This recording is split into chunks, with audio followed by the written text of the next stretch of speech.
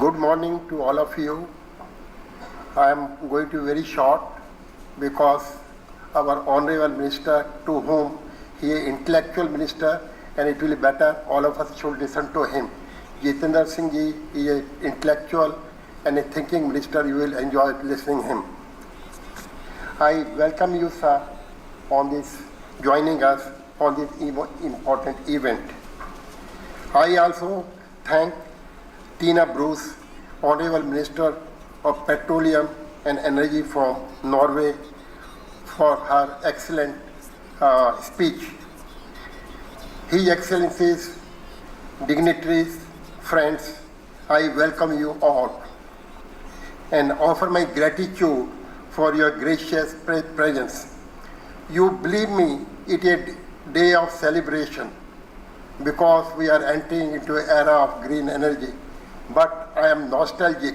Why?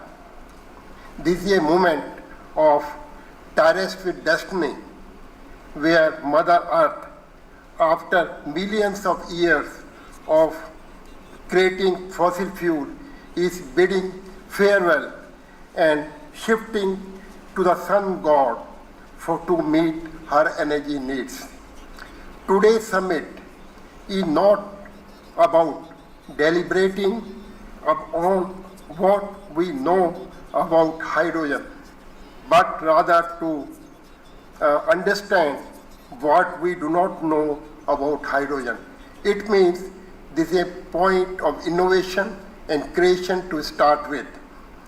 We have planned 10 sessions in the entire value chain of the hydrogen during the summit. We have an international list of speakers who are acclaimed top-class experts on hydrogen, including Nobel laureates. Thank you for each of you for taking time to be with us. Deliberations on creating an ecosystem for harnessing the power of hydrogen through Center of Excellences. Center of Excellency means capacity building. This is the starting point to be created in each state in India for developing academic research and industrial program in hydrogen energy development. Additionally, we will also need trained manpower.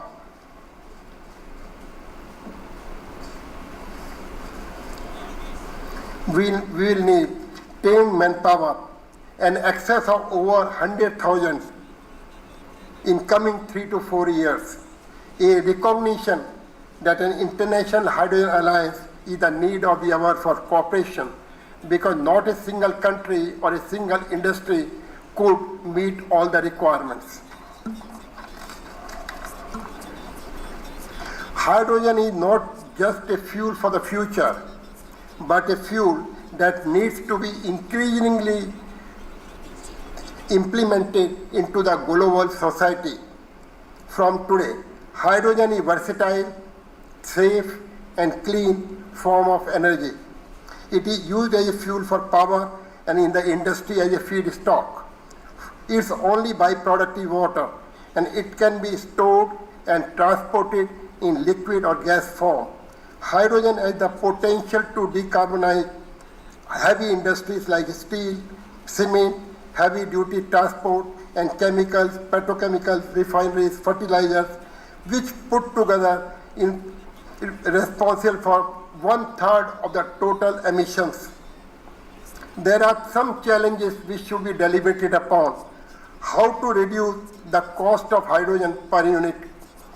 Maybe government to consider to provide subsidy like in the case of fertilizer during the initial period for the faster penetration of green energy.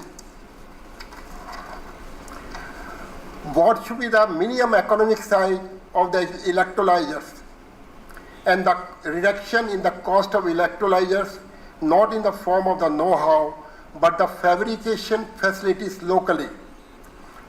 Use of the existing pipelines, huge network. How to use the network of the pipelines either with the mixing with natural gas and hydrogen What is the impact of the mix on the life of the pipelines? These are the issues to be deliberated and for answer to be searched for.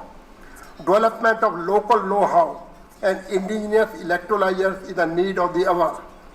Safety standards, how to make continuous supply of renewable energy to feed to the hydrogen to make it in a continuous form.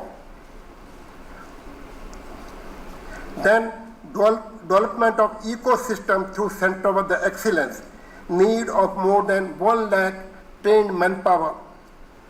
These are the few of the challenges which we are going to deliberate in 9 parallel sessions in the afternoon today. Mother Earth can enter into an era of clean, carbonless, green hydrogen energy. I look forward to everyone in the room and virtually with us to contribute towards achieving this aim. Thank you very much. For more such videos, subscribe to the NewsX YouTube channel, hit the bell icon.